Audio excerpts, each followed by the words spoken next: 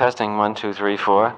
Jeremy Bernstein, tape, November 27, side A. Born July 26, 1928, New York City. My father is a doctor. One sister, Barbara, married, 2 children, lives in New Jersey, 6 years younger. Her husband is a lawyer. I was taught to play chess at the age of 12, but did not play seriously until about the age of 17, when I joined the Marshall Chess Club in New York on West 10th Street, between 5th and 6th Avenue. Okay. Whatever came along. Did you have any particular intellectual interests as a child? Did you remember? I mean, were you an avid reader or? No. I had few intellectual interests as a child. I was a school misfit and considered, reading a book schoolwork. And I don't think I read a book for pleasure until after I graduated high school. Well, what were you doing? I mean, your misfit. Well, I had one thing I think that perhaps helped me get over being a misfit, a school misfit, and that is that I became interested in photography about the same time, 12 or 13. And I think that if you get involved in any kind of problem solving in depth on almost anything, it is surprisingly similar to problem solving of anything. I started out by just getting a camera and learning how to take pictures and learning how to print pictures and learning how to build a darkroom and learning how to do all the technical things and so on and so on, and then finally trying to find out how you could sell pictures and become would it be possible to be a professional photographer? And it was a case of, over a period of, say, from the age of 13 to 17, you might say, going through step by step by myself without anybody really helping me, the problem solving of becoming a photographer. And I found that, I think in looking back, that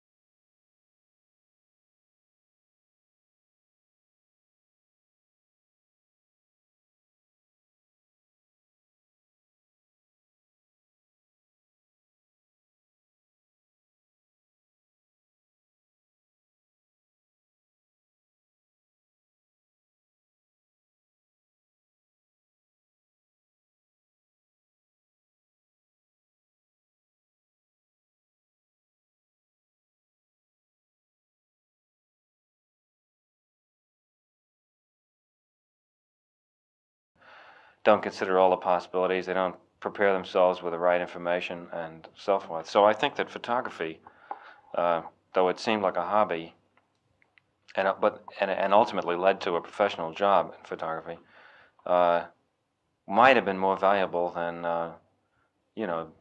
doing the proper things in school. Were you sort of the despair of your family at that time because of your schoolwork, or did you?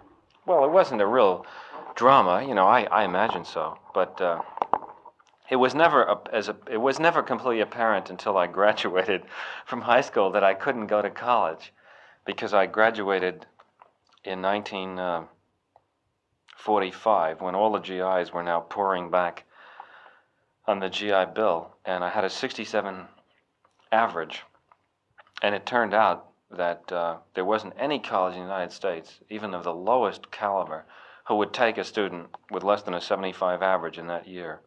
So I couldn't get in. I failed to get into college. Did you take all the scholastic aptitude tests and so on, or wasn't they wouldn't consider you. In other words, they wouldn't even accept your application if you didn't have a 75 average in that particular year. Looking back and sort of in retrospect, do you think not going to college was in a certain sense a fortunate thing? Oh, tremendously, because what happened is that I had developed myself as a photographer, and prior to graduating high school, I had sold 2 picture stories to Look, And What were they about? one was about a teacher in high school named Mr. Traister, Traister, who taught English. And he used to dramatize Shakespeare. He would read the parts and act it out, and he made it very interesting. It was one of the few courses that were interesting.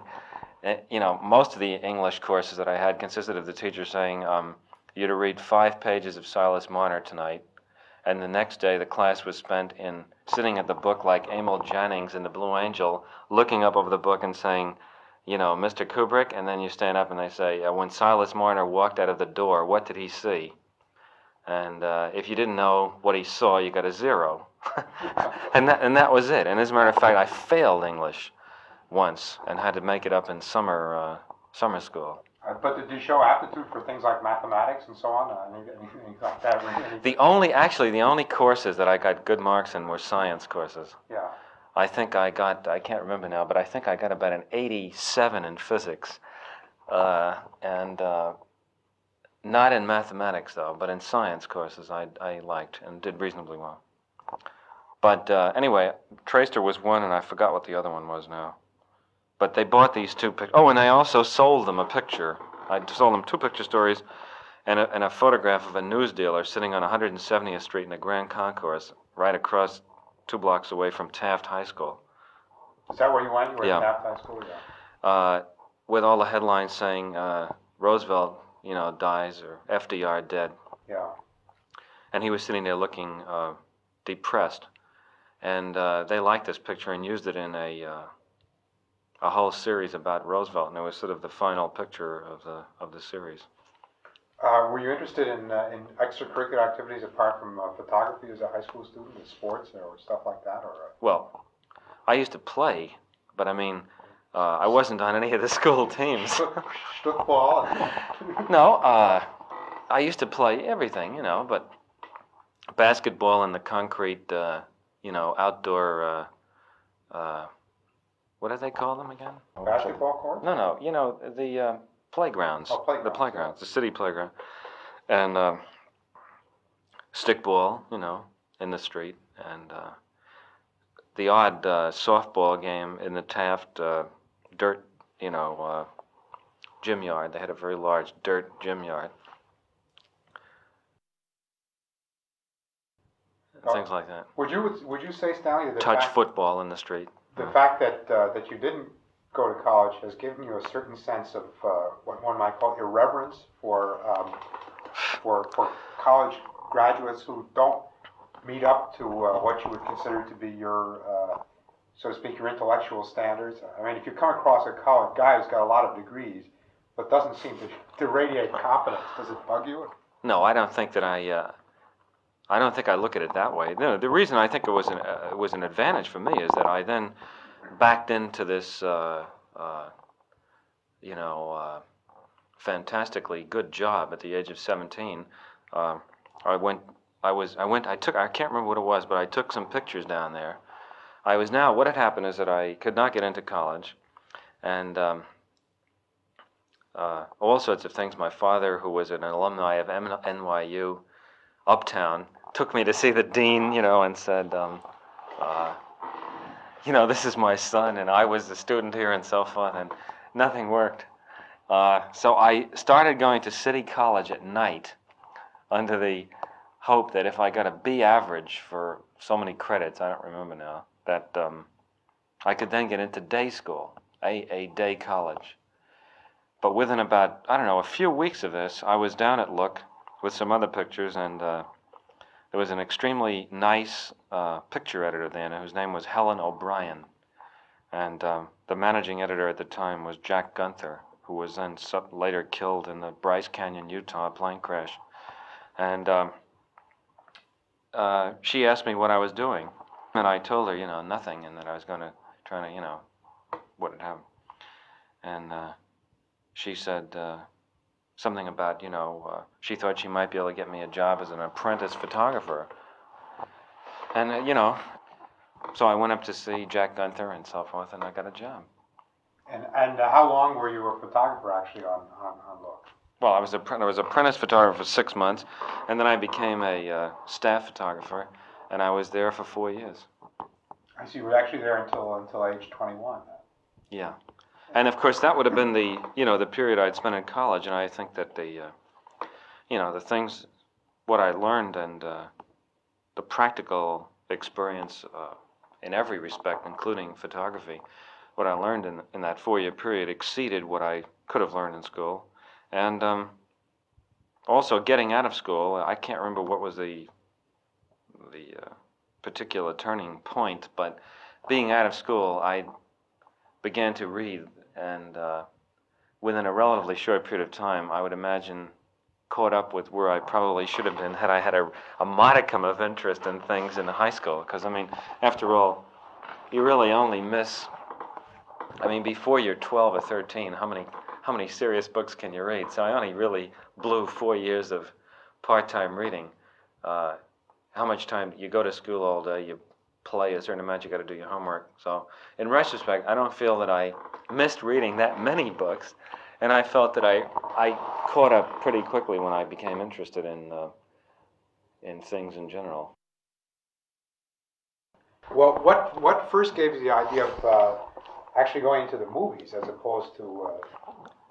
Like everybody else, I was always very interested in movies, and I used to go to see films, and I'd say practically every film. And I used to see all the films at the Museum of Modern Art and the Thalia. And actually, at that time, when I was a teenager, there were the so-called art house didn't really exist to the extent it does now. It was the post-war Italian the Rossellini pictures, which brought the art houses into existence. So there weren't that many good films that were ever played in, the theaters around, except at the museum. Anyway, I used to see all the films, and I knew I'd seen them all a number of times at the museum. And a friend of mine, who subsequently has become a film director, named Alex Singer, was working as an office boy at the March of Time. And one day he told me that it cost $40,000 to make a March of Time, and it was a one-reeler. And I said to him, gee, that's a lot of money. I said, I can't believe it cost that much to make, 8 or 9 minutes of film. So I called up Eastman Kodak and checked on the price of film. And then I called up the laboratory and found out how much it cost to develop it. And I checked on how much it cost to rent 35 millimeter movie cameras. And then I checked the cost of the other facilities, sound and editing and so forth. And I forgot what it added up to, but it was something like that I could do a documentary film with an original music score and everything for about $3,500.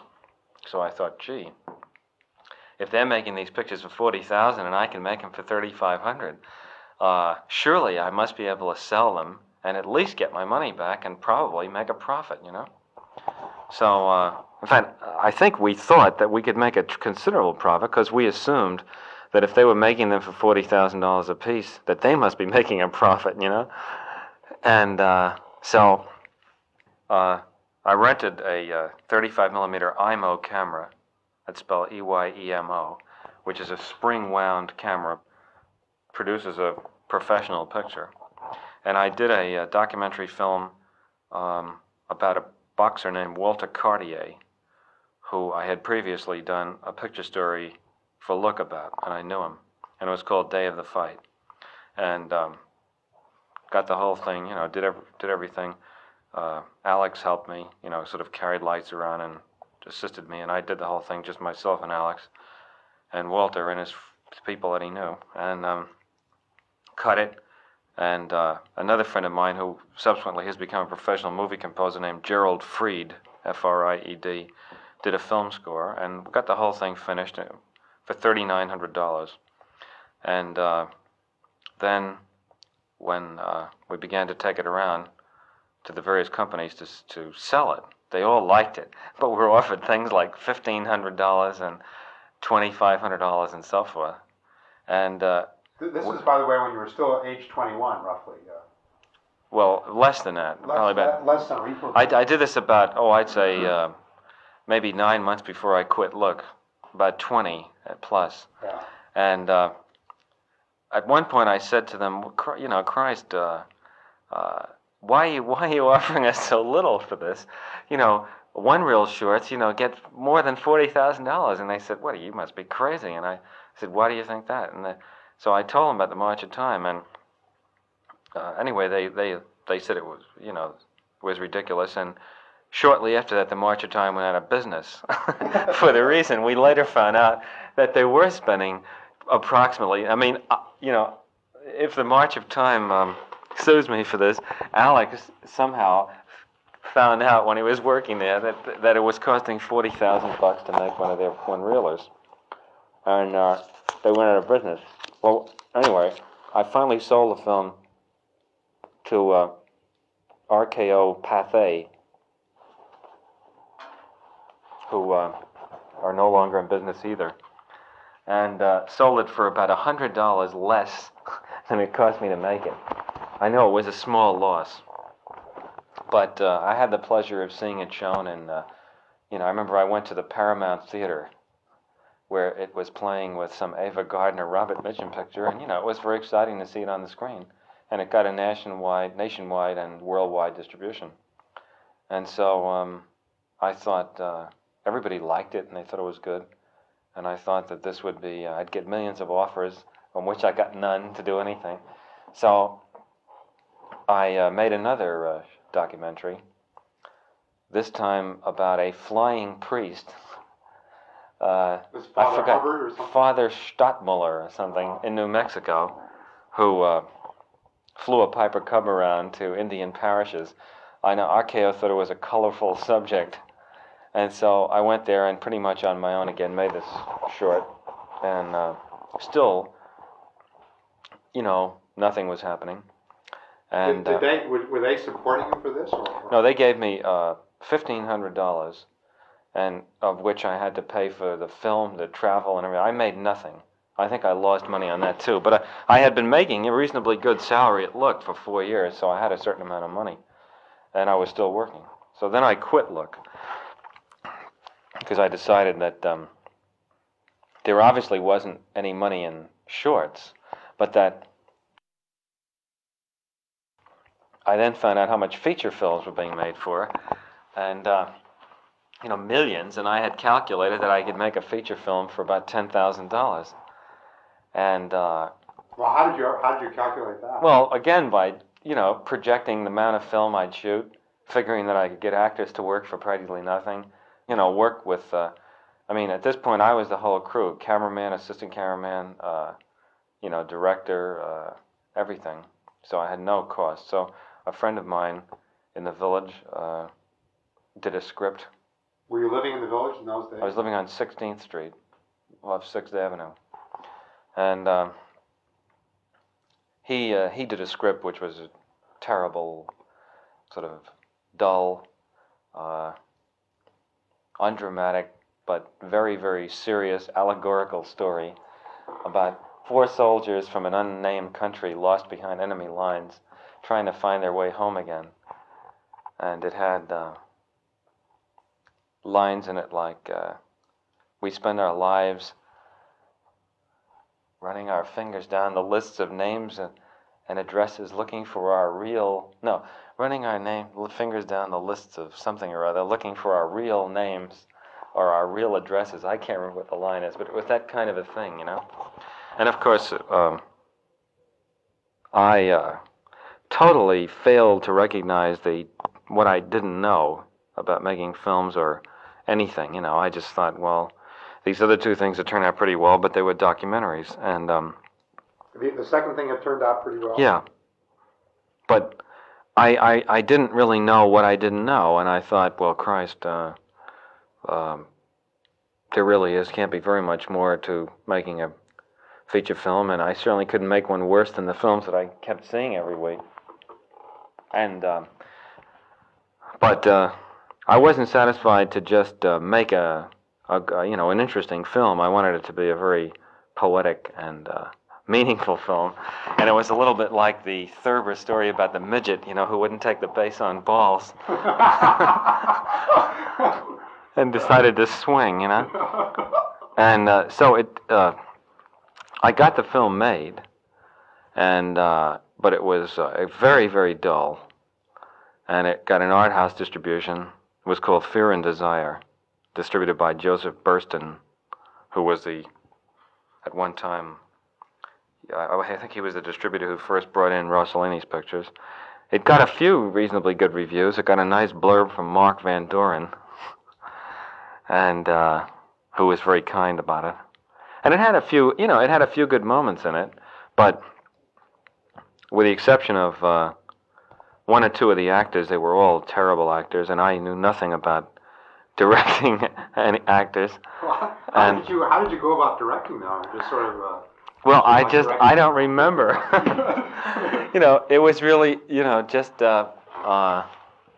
was really just. Well, actually, from some of the so-called professional efforts I've subsequently seen, people doing, I would say I didn't go about it that much differently than a lot of people do, but I didn't really know anything, But there were some good moments in it, and as I say, it even got a few good reviews. But it never returned a penny of its investment. Was this your own dough you put up? No. I raised the money privately. And then, while this picture was took a long time to edit the film and get all the the thing done. I spent over a year on it, and it opened at the Guild Theater in New York, and it was pretty apparent, that it was terrible, and while it was still playing, I decided, well, I'd better get another script very fast, and try to promote some more money on the strength of just the fact that the thing was playing, because it wasn't apparent to me how I was going to earn a living or do anything, And again, not one single offer ever to do anything, from anybody. So I, in about 2 weeks, knocked together another script with somebody, and this time it was sort of a reaction to the other one. This was nothing but action sequences and a more sort of mechanically constructed sort of action gangster plot. Was this the time you were also hustling chess, Stanley? Or? Well, I wasn't hustling chess, but I was playing chess for quarters. I mean, I wasn't a hustler in that I pretended not to be a good player and beat people. I just was playing in the park, for quarter a game. But were you actually were you doing this for the fun of it, or were you also hoping to make a living? No, I was doing it for the fun of it, but I also did make about $2 or $3 a day, which it really goes a long way if you're not buying anything except food. Yeah. Well, do you still retain a lot of acquaintances from that era? I mean, the guys that you. There's only one friend who I still see, a boy named David Miller, who is a operations research analyst, and who I've remained friendly with. I still know all the people there, like Duval and Feldman, and there's a guy named Edmund Peckover.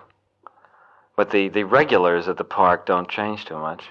Well, was there a kind of fraternity of people playing for money? I mean, I don't know whether, Yeah, there was. Well, I mean, there were the regulars. Like the real regulars used to be Arthur Feldman, who was really the best player there. He also played for dough? Oh yeah, I mean, all the regulars played for money. There was Arthur Feldman, I'd say, who was the best player. Then there was a guy named Joe Richman, who was probably the next best player. Then there was a guy named Edmund Peckover. I would have put him, say, third. And another regular was a guy named Amos Kaminsky, who was a physicist. He would have been next. Then I would say myself and David Miller, about equal. And then there was descending. I mean, I was only interested in the people who were better than I was, so those are the ones that I particularly remember because they were enjoyable to play with. Then there was a whole lot of potzers, From whom you earned your living. and semi-potzers, and people who put up fierce struggles, but who invariably lost, How many hours a day were you putting in down there? Well, when I was waiting for things to happen, waiting to get an answer on something, which went on for months, sometimes, I would go there about 12 o'clock and stay there until, midnight. I'd say a good 12 hours a day with breaks for food. You were sort of playing under the lights? Oh, yeah. In the summer, it was marvelous. You'd get out of doors with those concrete tables. Yeah. In the daytime, you get a table in the shade. And at night, you get a table by the light. And if you made the switch the right way, you had a good table all the time, But, there are those two end tables where the light is by the fountain that have the best light at night. And those were always the tables at night that you would try to get. And did you have a sort of regular clientele of guys who would just, out of sort of misguided pride would come back and... Well, I used to play, of course, a lot with the better players because they'd give me odds.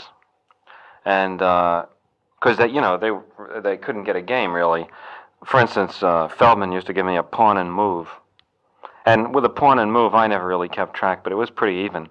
I mean, Feldman didn't make his living off me, but when there was no sort of real potters around, then the better players would play each other, and would give fair odds, so there would be a pretty good game. Like there were some players that would just give you always white, which was a small advantage, but it was an advantage. Pawn and move, of course, is well, the smallest advantage would be white. Then the next advantage would be two moves, and then the next one would be pawn and move, How did you stack up in the Marshall Chess Club? How would you stack yourself up in the Marshall Chess Club at that time? I won the B tournament, and I played in one A tournament and finished around in the middle. But you think that... Well, I would like to point out to you that the A tournament, though, is not the top tournament. The top tournament is the club championship. So, that's that. You can figure out where I stood. But you think you would give Duval a pawn and move roughly? Is that a serious appraisal? Oh, absolutely, yeah. Yeah, that's rather depressing. And when did you get launched after this point into the movies again? Well, as I say, when Fear and Desire was still playing at the Guild Theater, I spent about 2 weeks lashing together this all-action script. And let's see, now what is he in relation to the family? Well, the guy's name was Mo Bousel, Bousel, and he has 2 drugstores in the Bronx. Mo Bousel co-produced and put up the money to make Killer's Kiss. His name is Morris Bousel. And that... Morris, Bousel. That was not a great financial success. It was at that time that I was playing chess for quarters in the park. I told him that there was a... Speaking of Jimmy Harris. There was a guy in the village who was making films by himself. I mean, just doing everything together. And that he thought that you and he should get together, and introduced you. And then Jimmy suggested that. I mean, this is the impression I got, which may be wrong. Jimmy suggested that he could take the producing burden of the films. Is that right? Finance the films or something. Yeah, well, I had made Killer's Kiss, the second feature film, and substantially that's what happened. Well, first Jimmy and I made The Killing, and... I mean, you made that by yourselves? Or? No, we formed the company, which was called Harris Kubrick Pictures Corporation, and after looking for a story, we bought a book called The Clean Break by Lionel White, And this was the story that we made into The Killing for United Artists. United Artists had bought Killer's Kiss. Well, first of all, United Artists' function was only to finance and distribute the films. It was up to us to hire the people and make the film. And I presume that United Artists thought that if The Killer's Kiss could be made, on the semi-professional basis it was, that with an adequate amount of money, which was fairly minimum anyway, that, we could make a film. Jimmy had to guarantee completion of the movie, which means that if the movie ran over the budget, he had to put up all the extra money, which is a great safeguard, and especially since financially he was responsible to make this kind of a guarantee, it wasn't that much of a risk on the part of United Artists. Well, we had a very good cast, but none of the people were big stars in the sense that they were extremely choosy about what they were in. And I would say that all of them had probably been in worse films than they might have, even at the beginning, thought this one might turn out to be. Wasn't Marilyn Monroe? The principal cast was Sterling Hayden, Colleen Gray, Marie Windsor, Elisha Cook Jr., Joe Sawyer, Ted DeCorsia, Vince Edwards. I saw that film who became Dr. Kildare. so long ago that I'm just trying to remember. Well, how it was the one where Sterling Hayden dies in the end, isn't that right? No, he gives up. The money blows away at the airport, and he gives up. I'm very confused. You probably haven't seen the picture. No, I remember Sterling Hayden very clearly, but I can't. You're thinking of the Asphalt Jungle. That's why you thought Marilyn Monroe was in it. He dies at the end of the Asphalt Jungle in a field with a horse. Oh, that's right. Yeah, you're thinking of the wrong picture. You never saw The Killing. Maybe that's Yeah. If you want to see it, there's a print at the Museum of Modern Art. United Artists could give you the print. So anyway, we made The Killing, and somehow Dory Sherry saw it, and he liked it, and he was the first one who really showed any interest in us, and to the extent of offering us any sort of a deal to make another picture. And so we went to MGM and looked through the deal was that we could look through all their backlog of story properties, and if we found one that they liked, we could do it. And I think I tell you this. We came up with this Burning Secret by Stephen Zweig, and I did the screenplay with Calder Willingham, about which time Dory Sherry was, not taken out of his job, and the project came to an end. Sort of before, just about the time the script was finished. And it was at that point that you ran across the old war story. Well, it was really sort of concurrent with this that I remembered reading Paths of Glory as one of the few books that I did read. Is it a fair description of Jimmy to say that he's independently wealthy? Is that Yes. You have to have patience because if you don't, your own frustrations prove to be too much of a distraction. It is a slow, it's like those games where you jiggle all the balls into place. Sometimes there's more balls you're jiggling than others, but it's largely that. And if you allow yourself to become irritated, then it's just another distraction. Well, how do you keep yourself, so to speak, amused when, there are all kinds of minor delays where something breaks and you've got to go sit down. Because I keep thinking about the next things that I'm doing. I try to use all the time. That's why I found, for instance, when all these people were there, I found myself in a slightly up-in-the-air feeling. Luckily, the stuff was quite simple. But I usually, I would imagine to anyone sort of looking at me, I have a sort of vague, withdrawn look on my face because what I'm just doing is thinking about what I'm about to do or what other scenes. Why don't I just use the time to think? That's all. It's like sitting in the park playing chess. Well, I mean, do you think about how to manipulate the actors and that sort of thing? I mean, Well, I think about whatever problems are problems. I mean, sometimes manipulating the actors aren't the problem. Sometimes the problem is the story or the schedule or a set that isn't completely designed or something. But whatever it is, I always have plenty to think about. well, how close do you permit yourself to get to the actors as friends? I mean, is it bad to be too friendly with the guys who are working for you? Or? No.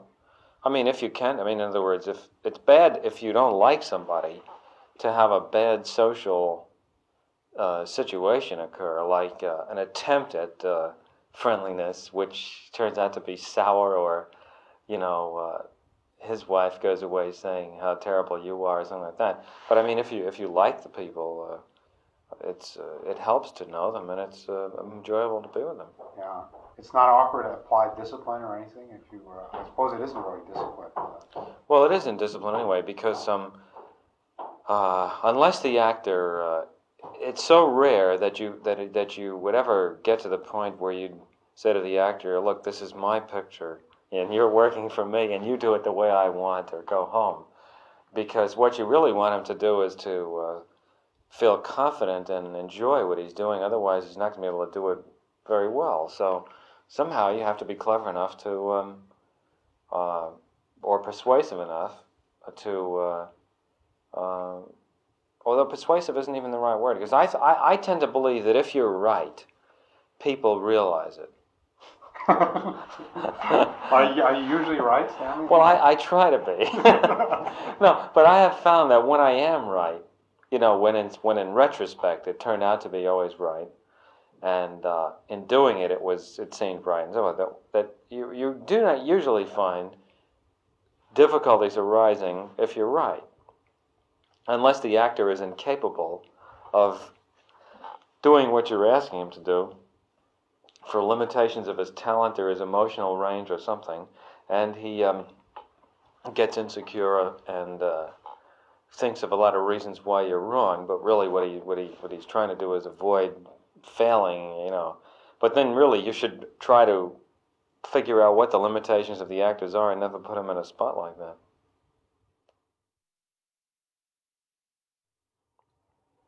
After leaving MGM and The Burning Secret, prior to this, Jimmy and I had bought Paths of Glory. I did a screenplay with Jim Thompson and Calder Willingham, and nobody wanted to do it. It was turned down by every company until our agent, Ronnie Lubin, Lubin, interested Kirk Douglas in the project, and through Kirk's interest, United Artists put up the money on the basis of it being done for a very low budget in Europe. The picture was a moderate success, but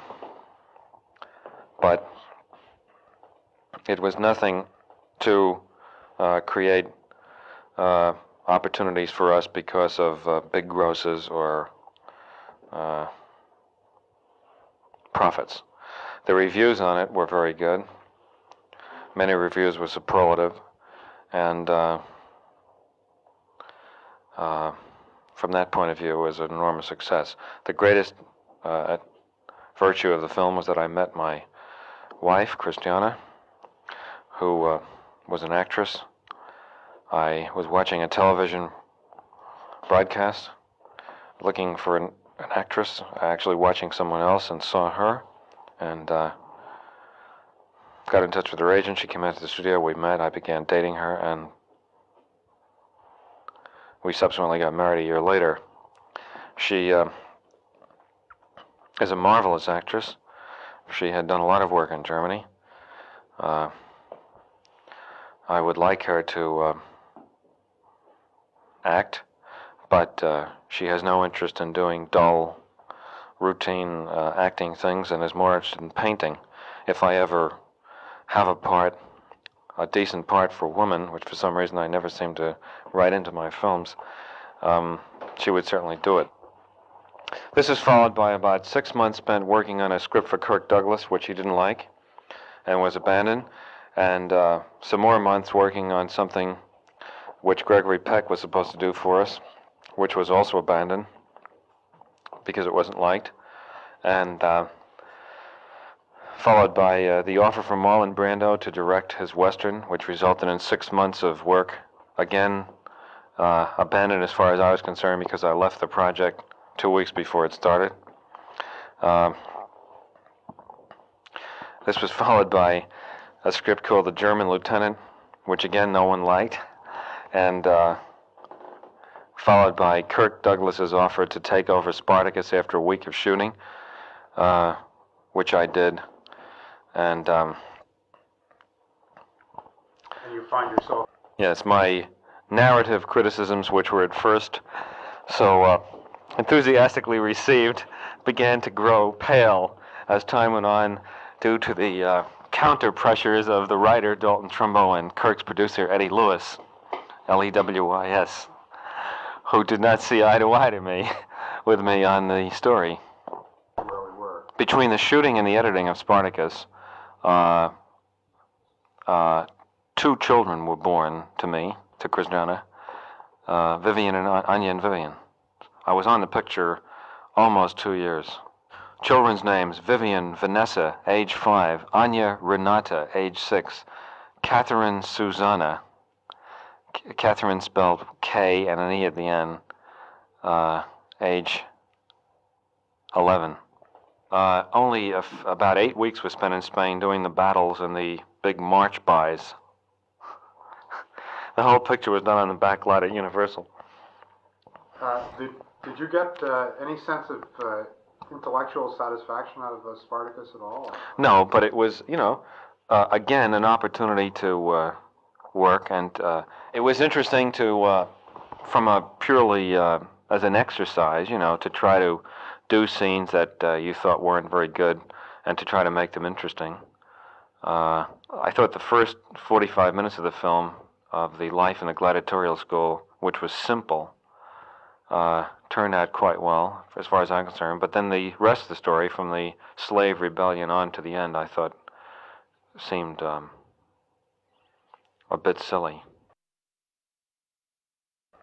Let's see, and then what happened at that? Well, during the making of Spartacus, we bought Lolita, Jimmy and I, and now nobody wanted to make Lolita. Actually, the history of all the films, practically, that I've done is that no one ever wanted to particularly make them, and we just sort of running out the clock managed to put the picture together someplace, Well, nobody particularly wanted to make Lolita, and finally, Seven Arts, a company named Seven Arts, put up the money, and we made it. It was made in England. Did you yourself do a good deal of rewriting of the book? Yes. Well, Nabokov and I believe, got along very well. And I know he liked the film very much when he saw it. Is there anything that's particularly striking about the making of that film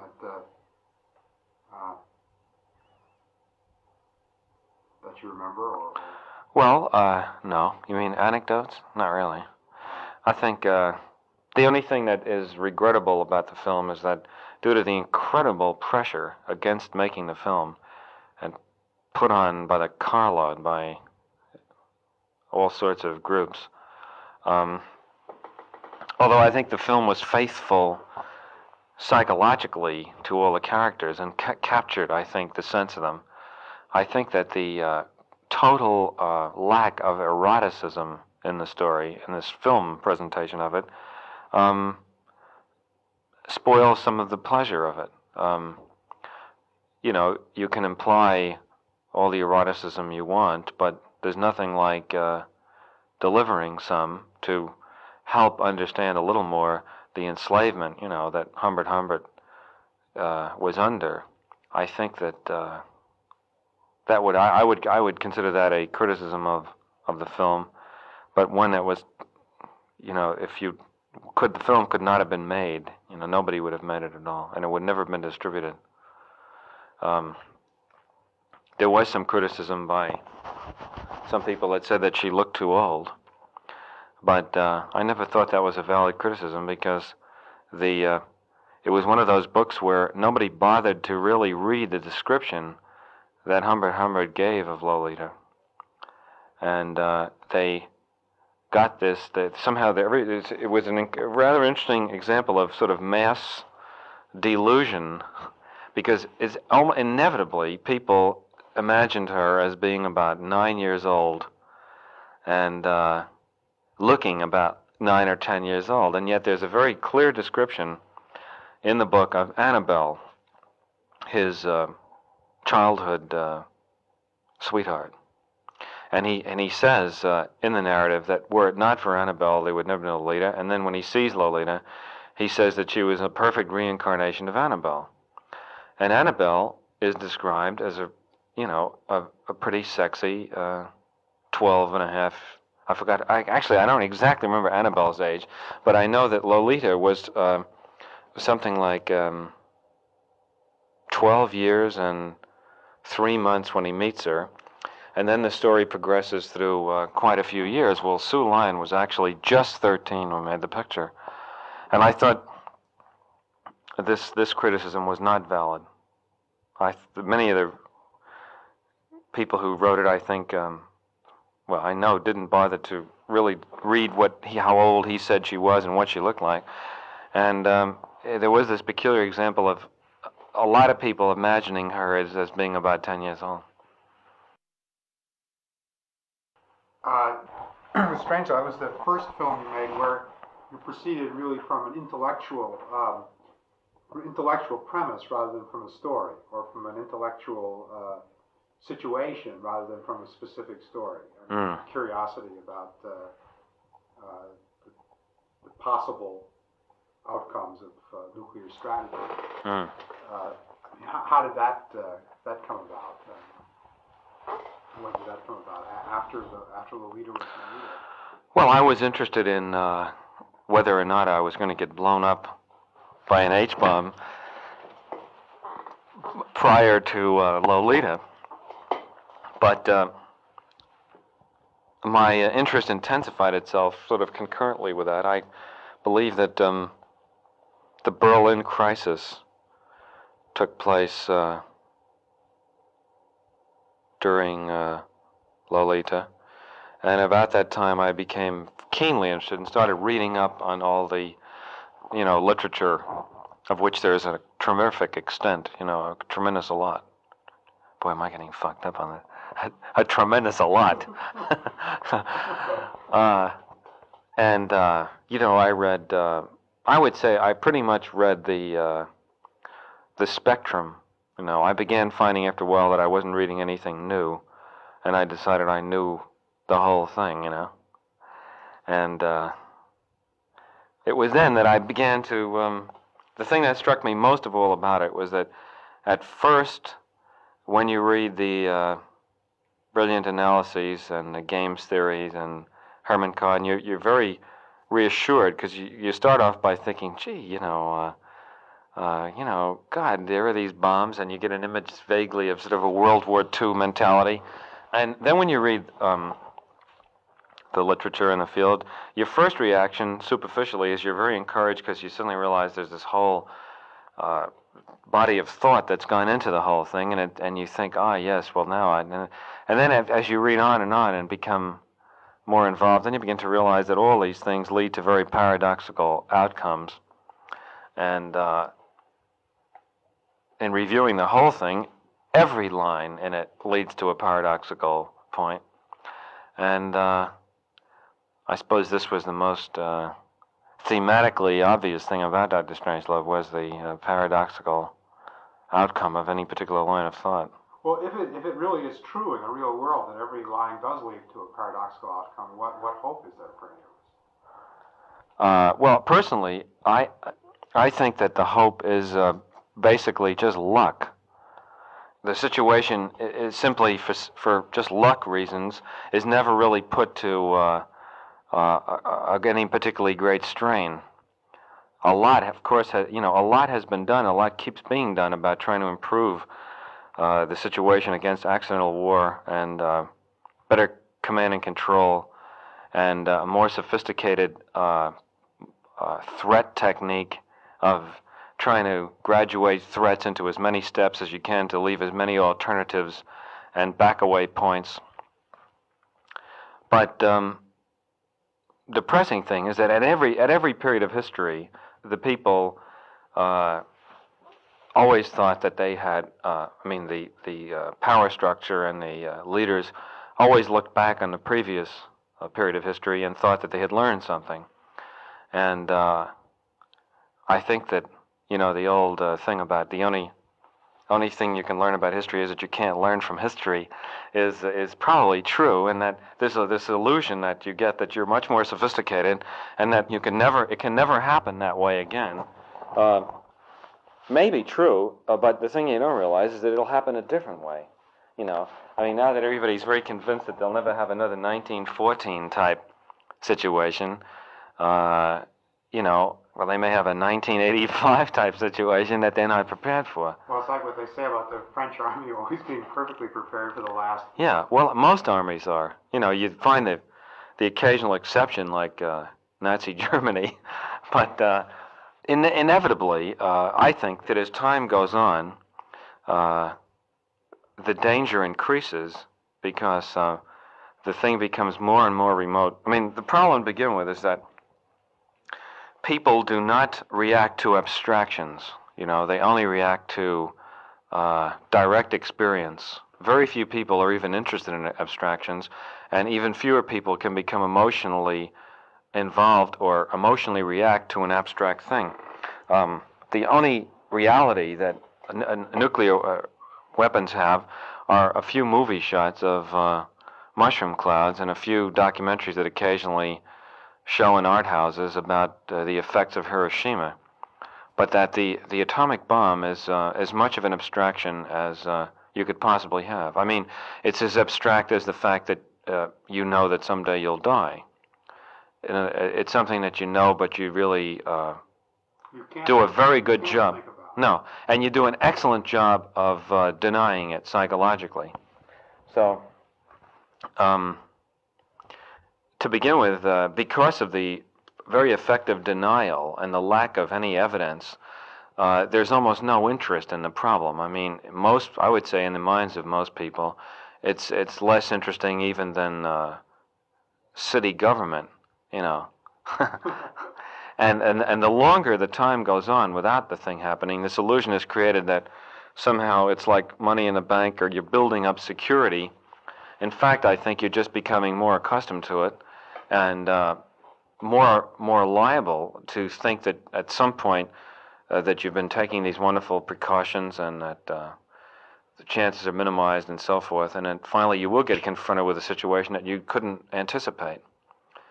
For instance,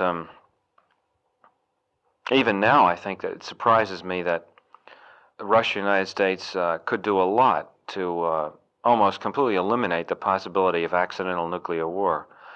Without any real loss of security, both of them could allow observers in key places to instantly authenticate whether or not a nuclear war was in progress, or it seemed to be in process of happening, and that if there were some nuclear accident or a screwball, a nuclear psychotic, the Mad Major or the missile that gets away, you can instantly authenticate that this might be true.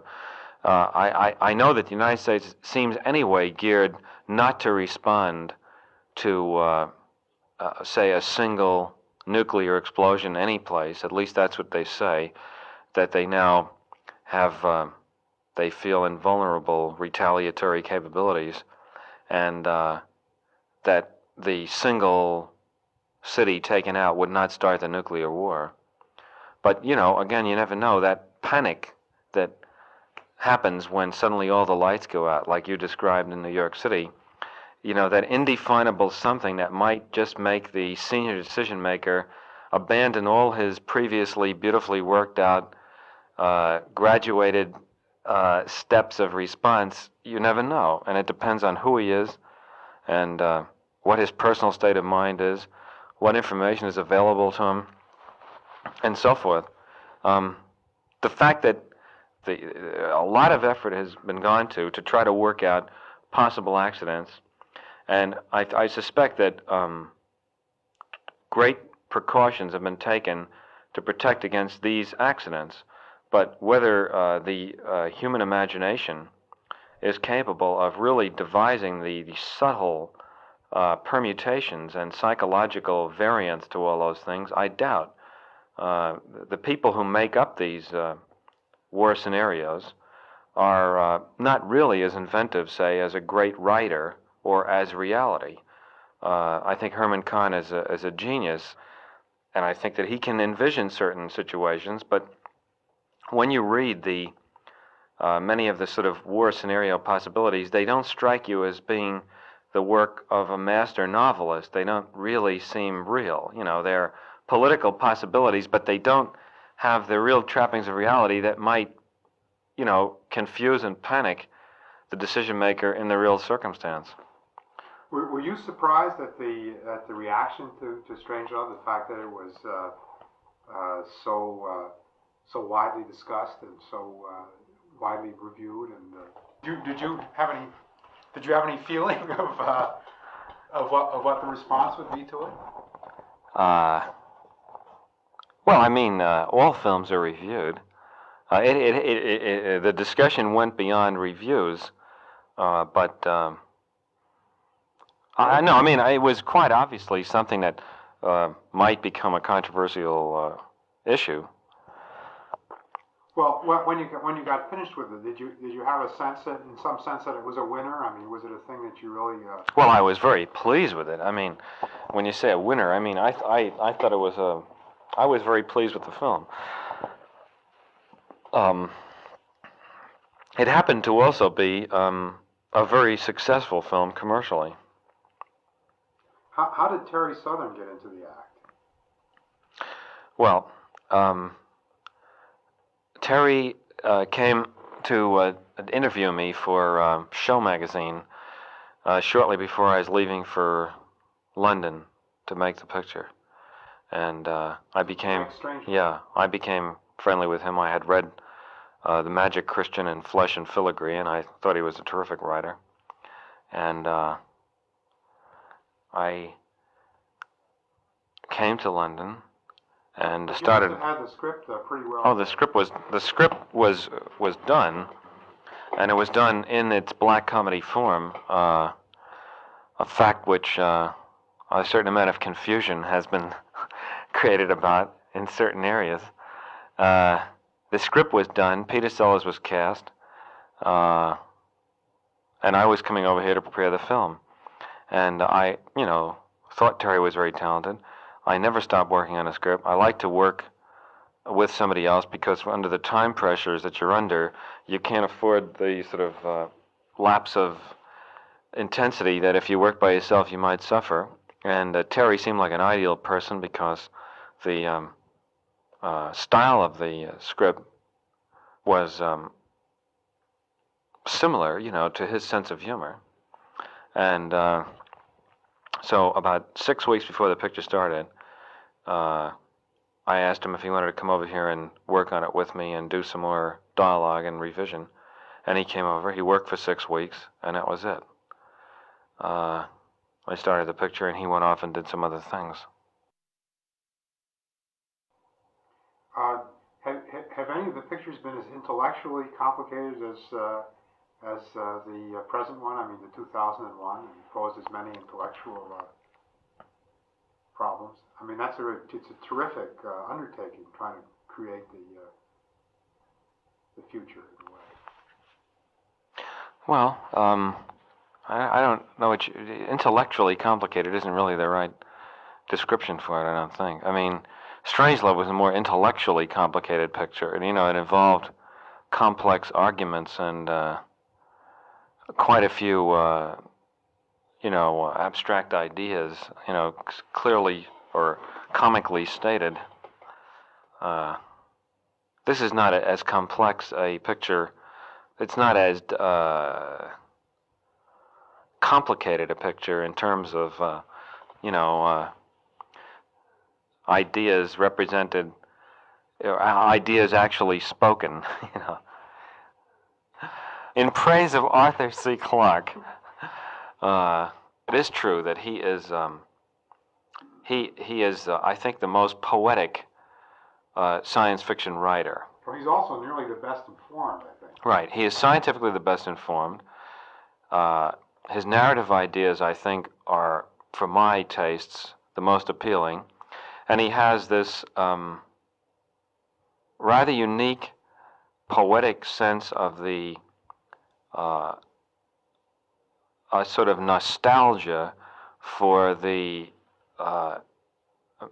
the mountains that have eroded away over millions of years, and the millions of years in the future, and people looking back and forward. And you'll have to fix this up because it sounds like real crap, but it's very hard to define it nicely. But it is true that I find that every time I finish reading some story like that of Arthur's about, I always feel sad when I go. Right. There's some element of sadness. Right.